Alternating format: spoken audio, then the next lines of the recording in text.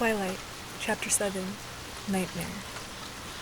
I told Charlie I had a lot of homework to do, and that I didn't want anything to eat. There was a basketball game on that he was excited about, though, of course, I had no idea what was special about it, so he wasn't aware of anything unusual in my face or tone. Once in my room, I locked the door. I dug through my desk until I found my old headphones, and I plugged them into my little CD player. I picked up a CD that Phil had given me for Christmas. It was one of his favorite bands, but they used a little too much bass and shrieking for my tastes. I popped it into place and lay down on my bed. I put on the headphones, hit play, and turned up the volume until it hurt my ears. I closed my eyes, but the light still intruded, so I added a pillow over the top of my face. I concentrated very carefully on the music, trying to understand the lyrics, to unravel the complicated drum patterns. By the third time I'd listened to the CD, I knew all the words to the choruses, at least. I was surprised to find that I really did like the band after all, once I got past the blaring noise. I'd have to thank Phil again. And it worked. The shattering beats made it impossible for me to think, which was the whole purpose of the exercise. I listened to the CD again and again, until I was singing along with all the songs, until finally I fell asleep. I opened my eyes to a familiar place, aware in some corner of my consciousness that I was dreaming. I recognized the green light of the forest. I could hear the waves crashing against the rocks somewhere nearby, and I knew that if I found the ocean, I'd be able to see the sun. I was trying to follow the sound, but then Jacob Black was there, tugging on my hand, pulling me back toward the blackest part of the forest. "Jacob, what's wrong?" I asked. His face was frightened as he yanked with all his strength against my resistance. I didn't want to go into the dark. "Run, Bella, you have to run," he whispered, terrified. "This way, Bella," I recognized Mike's voice calling out of the gloomy heart of the trees, but I couldn't see him. "Why?" I asked, still pulling against Jacob's grasp, desperate now to find the sun. But Jacob let go of my hand and yelped, suddenly shaking. Falling to the dim forest floor, he twitched on the ground as I watched in horror. "Jacob!" I screamed, but he was gone. In his place was a large, red-brown wolf, black eyes. The wolf faced away from me, pointing toward the shore. The hair on the back of his shoulders was bristling, low growls issuing from between his exposed fangs. "Bella, run!" Mike cried out again from behind me, but I didn't turn. I was watching a light coming toward me from the beach. And then Edward stepped out from the trees, his skin faintly glowing, his eyes black and dangerous. He held up one hand and beckoned me to come to him. The wolf growled at my feet. I took a step forward toward Edward. He smiled then, and his teeth were sharp, pointed. "Trust me," he purred. I took another step. The wolf launched himself across the space between me and the vampire, fangs aiming for the jugular. "No!" I screamed, wrenching upright out of my bed. My sudden movement caused the headphones to pull the CD player off the bedside table, and it clattered to the wooden floor. My light was still on, and I was sitting fully dressed on the bed with my shoes on. I glanced, disoriented, at the clock on my dresser. It was 5:30 in the morning. I groaned, fell back, and rolled over onto my face, kicking off my boots. I was too uncomfortable to get anywhere near sleep, though. I rolled back over and unbuttoned my jeans, yanking them off awkwardly as I tried to stay horizontal. I could feel the braid in my hair, an uncomfortable ridge along the back of my skull. I turned onto my side and ripped the rubber band out, quickly combing through the plaits with my fingers. I pulled the pillow back over my eyes. It was all of no use, of course. My subconscious had dredged up exactly the images I'd been trying so desperately to avoid. I was going to have to face them now. I sat up, and my head spun for a minute as the blood flowed downward. First things first, I thought to myself, happy to put it off as long as possible. I grabbed my bathroom bag. The shower didn't last nearly as long as I hoped it would, though. Even taking the time to blow dry my hair, I was soon out of things to do in the bathroom. Wrapped in a towel, I crossed back to my room. I couldn't tell if Charlie was still asleep, or if he had already left. I went to look out my window, and the cruiser was gone, fishing again. I dressed slowly in my most comfy sweats, and then made my bed, something I never did. I couldn't put it off any longer. I went to my desk and switched on my old computer. I hated using the internet here. My modem was sadly outdated, my free service substandard. Just dialing up took so long that I decided to go get myself a bowl of cereal while I waited. I ate slowly, chewing each bite with care. When I was done, I washed the bowl and spoon, dried them, and put them away. My feet dragged as I climbed the stairs. I went to my CD player first, picking it up off the floor and placing it precisely in the center of the table. I pulled out the headphones and put them away in the desk drawer. Then I turned the same CD on, turning it down to the point where it was background noise. With another sigh, I turned to my computer. Naturally, the screen was covered in pop-up ads. I sat in my hard folding chair and began closing all the little windows. Eventually, I made it to my favorite search engine. I shot down a few more pop-ups and then typed in one word: vampire. It took an infuriatingly long time, of course. When the results came up, there was a lot to sift through. Everything from movies and TV shows to role-playing games, underground metal, and gothic cosmetic companies. Then I found a promising site, Vampires A to Z. I waited impatiently for it to load, quickly clicking close each ad that flashed across the screen. Finally, the screen was finished. Simple, white background with black text. Academic looking. 2 quotes greeted me on the homepage. Throughout the vast, shadowy world of ghosts and demons, there is no figure so terrible, no figure so dreaded and abhorred, yet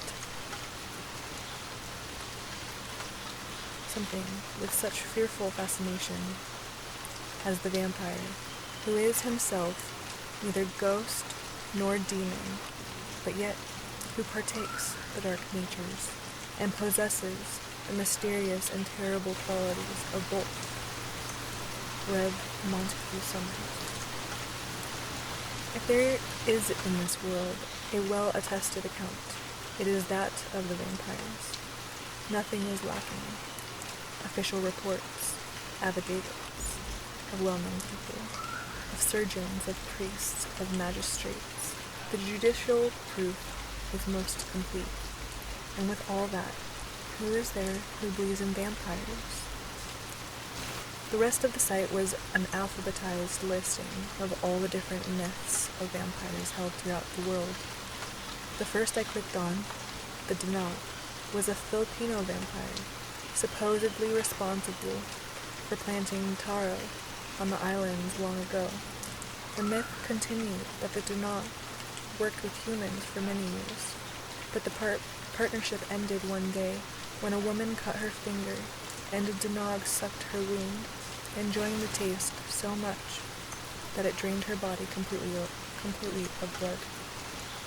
I read carefully through the descriptions, looking for anything that sounded familiar, let alone plausible. It seems that most vampire myths centered around beautiful women as demons and children as victims.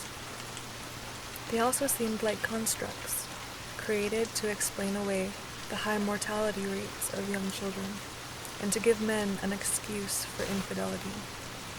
Many of the stories involved bodiless spirits, and warnings against improper burials. There wasn't much that sounded like the movies I'd seen, and only a very few, like the Hebrew Estri and the Polish Yupia, who were even preoccupied with drinking blood. Only 3 entries really caught my attention. The Romanian Varacola, a powerful undead being who could appear as a beautiful, pale-skinned human. The Slovak Nelapasi, a creature so strong and fast it could massacre an entire village in a single hour after midnight. And one other, the Stregoni Benefici.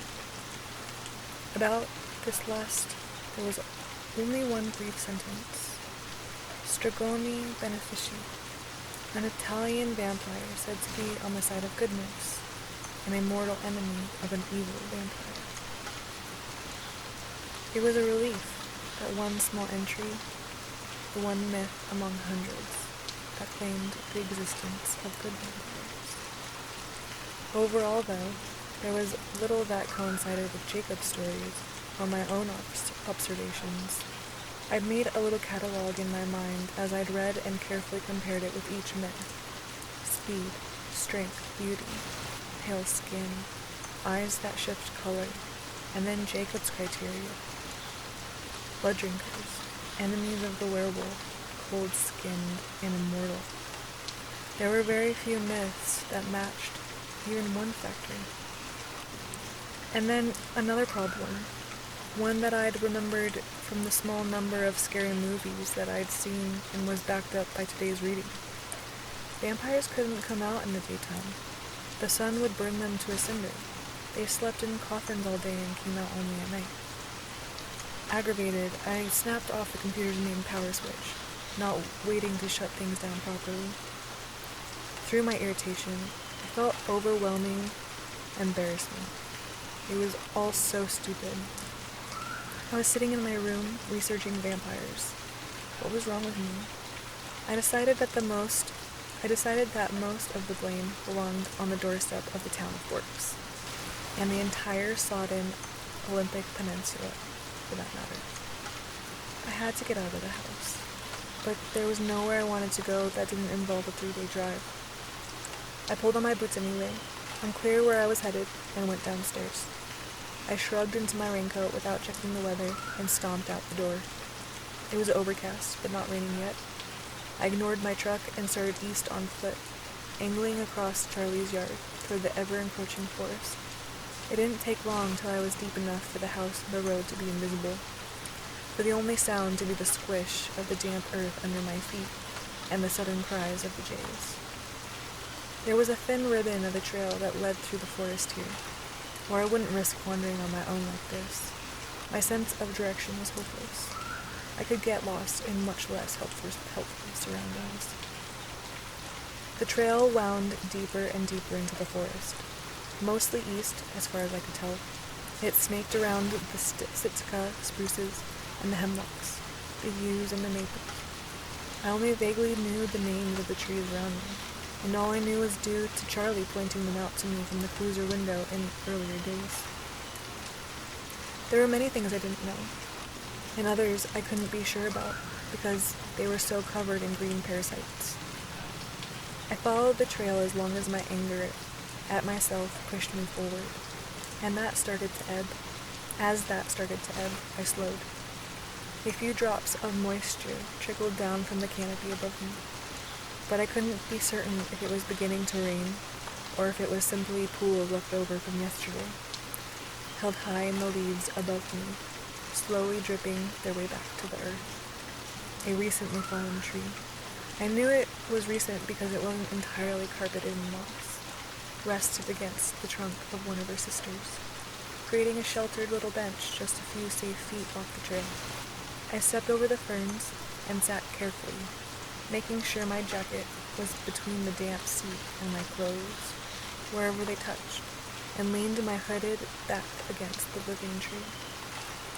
This was the wrong place to have come. I should have known, but where else was there to go? The forest was deep green and far too much like the scene of last night's dream to allow for peace of mind. Now that there was no longer the sound of my soggy footsteps, the silence was piercing. The birds were quiet, too, the drops increasing in frequency. so it must be raining above. The ferns stood higher than my head, now that I was seated, and I knew someone could walk by on the path 3 feet away and not see me. Here in the trees, it was much easier to believe the absurdities that embarrassed me indoors. Nothing had changed in this forest for thousands of years, and all the myths and legends of 100 different lands seemed much more likely in this green haze than they had in my clear-cut bedroom. I forced myself to focus on the 2 most vital questions I had to answer, but I did so unwillingly. First, I had to decide if it was possible that what Jacob had said about the coins could be true. Immediately, my mind responded with a resounding negative. It was silly and morbid to entertain such ridiculous notions. But what then? I asked myself. There was no rational explanation for how I was alive at this moment. I listed again in my head the things I'd observed myself. The impossible speed and strength. The eye color shifting from black to gold and back again. The inhuman beauty, the pale, frigid skin, and more, small things that registered slowly.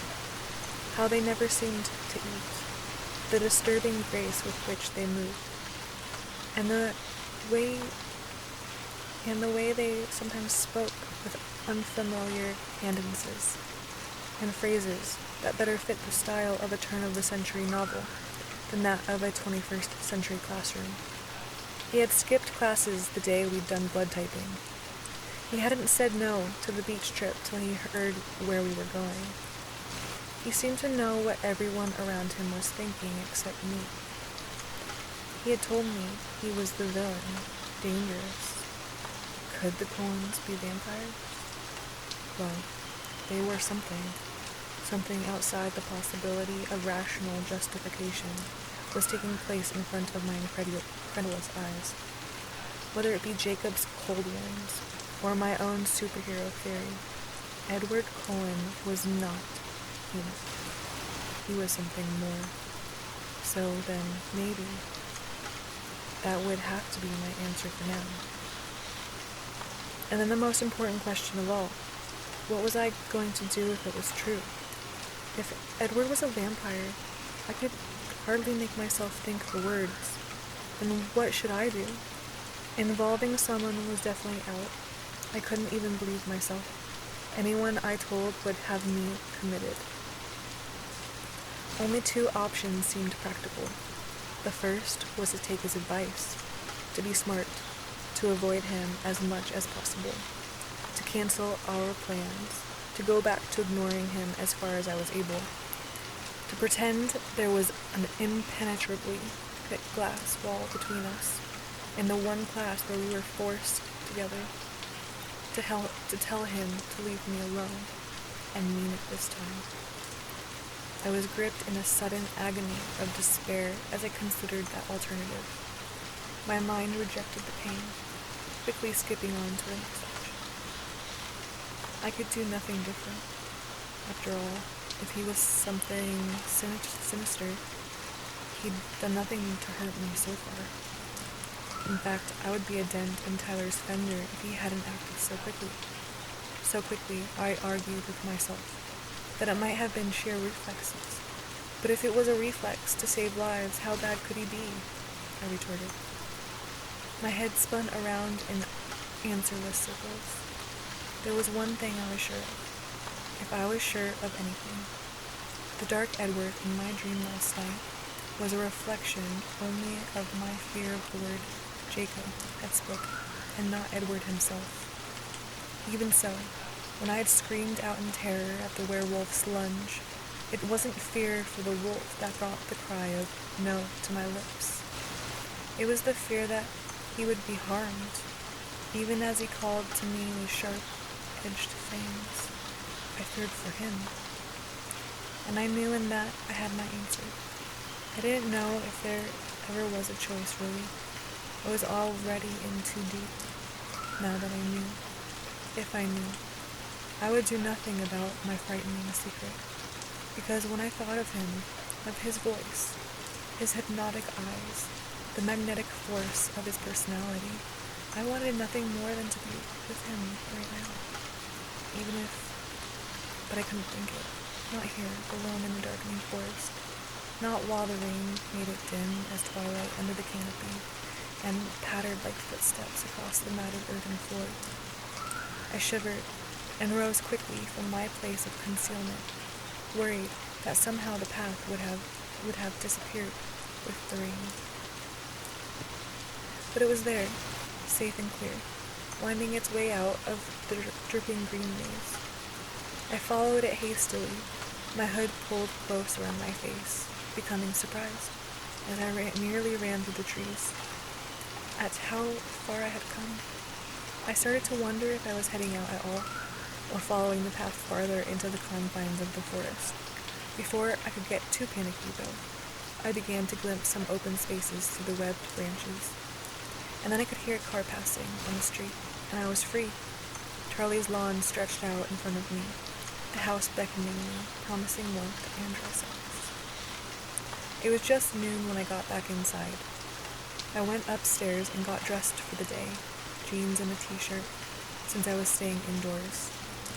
It didn't take too much effort to concentrate on my task for the day, a paper on Macbeth that was due Wednesday. I settled into outlining a rough draft contentedly, more serene than I'd felt since Thursday afternoon, if I was being honest. That had always been my way, though. Making decisions was the painful part for me, the part I agonized over. But once the decision was made, I simply followed through. Usually with relief that the choice was made.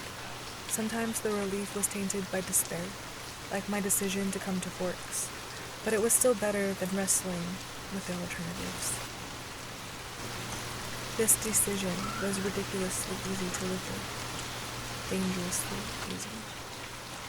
And so, the day was quiet, productive. I finished my paper before 8. Charlie came home with a large catch, and I made a mental note to pick up a book of recipes for fish while I was in Seattle next week. The chills that flashed up my spine whenever I thought of that trip were no different than the ones I felt before I had taken my walk with Jacob Black. They should be different, I thought. I should be afraid. I knew I should be, but I couldn't feel the right kind of fear. I slept dreamlessly that night, exhausted from beginning my day so early and sleeping so poorly the night before.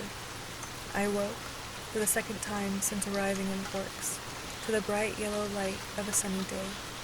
I skipped to the window, stunned to see that there was hardly a cloud in the sky. And those there were just fleecy little white puffs that couldn't possibly be carrying any rain.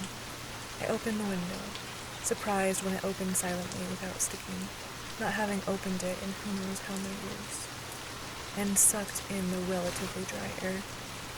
It was nearly warm and hardly windy at all. My blood was electric in my veins.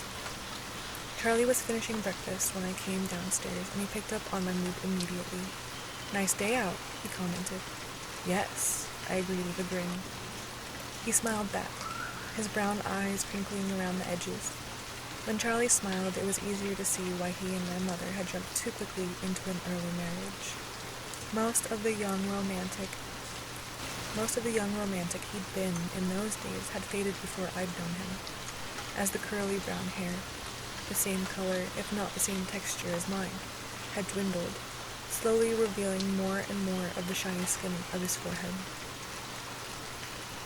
But when he smiled, I could see a little of the man who had run away with Renee when she was just 2 years older than I was now. I ate breakfast cheerfully, watching the dust motes stirring in the sunlight that streamed in the back window. Charlie called out a goodbye, and I heard the cruiser pull away from the house. I hesitated on my way out the door, hand on my rain jacket. I could be tempting fate to leave it home. With a sigh, I folded it over my arm and stepped out into the brightest light I'd seen in months. By dint of much elbow grease, I was able to get both windows in the truck almost completely rolled down. I was one of the first ones to school. I hadn't even checked the clock in my hurry to get outside. I parked and headed toward the seldom-used picnic benches on the south side of the cafeteria. The benches were still a little damp, so I sat on my jacket, glad to have use for it. My homework was done, the product of a slow social life. But there were a few trig problems I wasn't sure I had right. I took out my book industriously, but halfway through rechecking the first problem, I was daydreaming, watching the sunlight play on the red-barked trees. I sketched inattentively along the margins of my homework. After a few minutes, I suddenly realized I'd drawn 5 pairs of dark eyes staring out of the page at me. I scrubbed them out with an eraser. "Bella!" I heard someone call, and it sounded like Mike. I looked around to realize that the school had become populated while I'd been sitting there, absent-minded. Everyone was in t-shirts, some even in shorts, though the temperature couldn't be over 60. Mike was coming toward me in khaki shorts and a striped rugby shirt, waving. "Hey, Mike," I called, waving back, unable to be half-hearted in a morning like this. He came to sit by me, the tidy spikes of his hair shining golden in the light, his grin stretching across his face. He was so delighted to see me, I couldn't help but feel gratified. "I never noticed before. Your hair has red in it," he commented, catching between his fingers a strand that was fluttering in the light breeze. "Only in the sun." I became just a little uncomfortable as he talked to the lock behind my ear. "Great day, isn't it?" "My kind of day," I agreed. "What did you do yesterday?" His tone was just a bit too proprietary.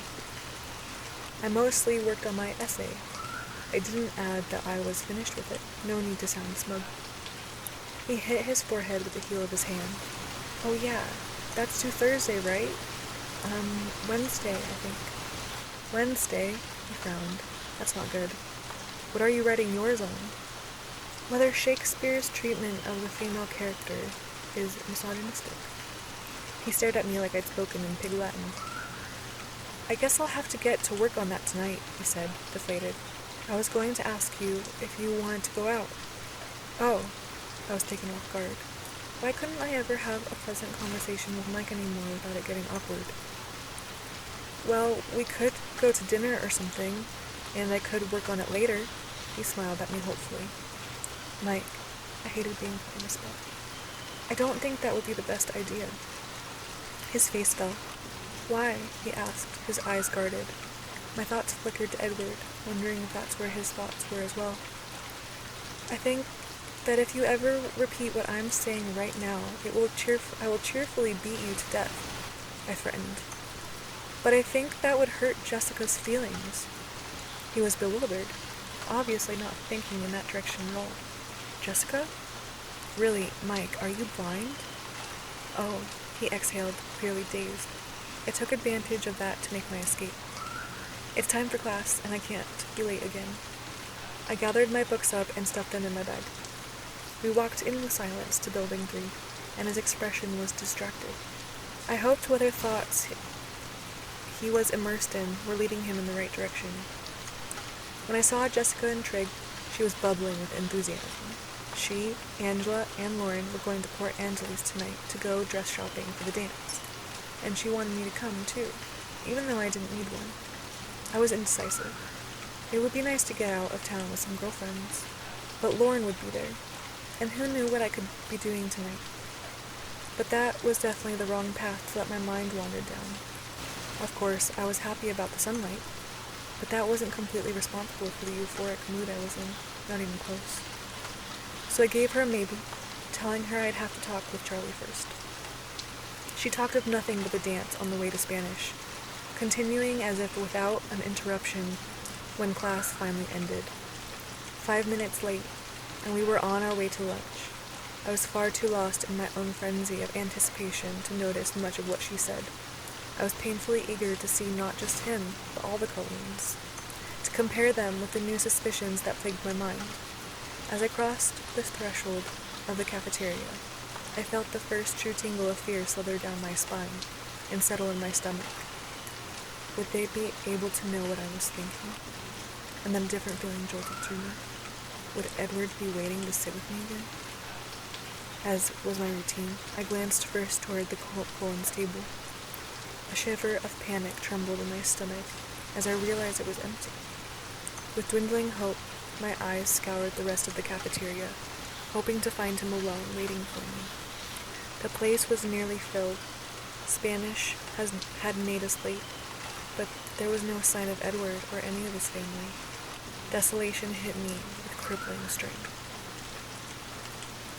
I scrambled along behind Jessica, not bothering to pretend to listen anymore.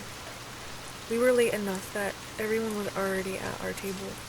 I avoided the empty chair next to Mike in favor of one by Angela. I vaguely noticed that Mike held the chair out politely for Jessica, and that her face lit up in response. Angela asked a few questions about the Macbeth paper, which I answered as naturally as I could while spiraling downward in misery. She, too, invited me to go with them tonight, and I agreed now, grasping at anything to distract myself. I realized I'd been holding on to a last shred of hope when I entered biology, saw his empty seat, and felt a new wave of disappointment. The rest of the day passed slowly, dismally. In gym, we had a lecture on the rules of badminton, the next torture they had lined up for me, but at least it meant I got to sit and listen instead of stumbling around on the court. The best part was the coach didn't finish, so I got another day off tomorrow. Never mind that the day after, they would arm me with a racket before unleashing me on the rest of the class. I was glad to leave campus, so I'd be free to pout and mope before I went out tonight with Jessica and company. But right after I walked in the door of Charlie's house, Jessica called to cancel all our plans. I tried to be happy that Mike had asked her out to dinner. I really was relieved that he finally seemed to be catching on, but my enthusiasm sounded false in my own ears. She rescheduled our shopping trip for tomorrow night, which left me with little in the way of distractions. I had fish marinating for dinner, with a salad and bread left over from the night before, so there was nothing to do there. I spent a focused half hour on homework, but then I was through with that too. I checked my email, reading the backlog of letters from my mother, getting snippier as they progressed to the present. I sighed and typed a quick response. Mom, sorry, I've been out. I went to the beach with some friends and I had to write a paper. My excuses were fairly pathetic, so I gave up on that. It's sunny outside today. I know, I'm shocked too. So I'm going to go outside and soak up as much vitamin D as I can.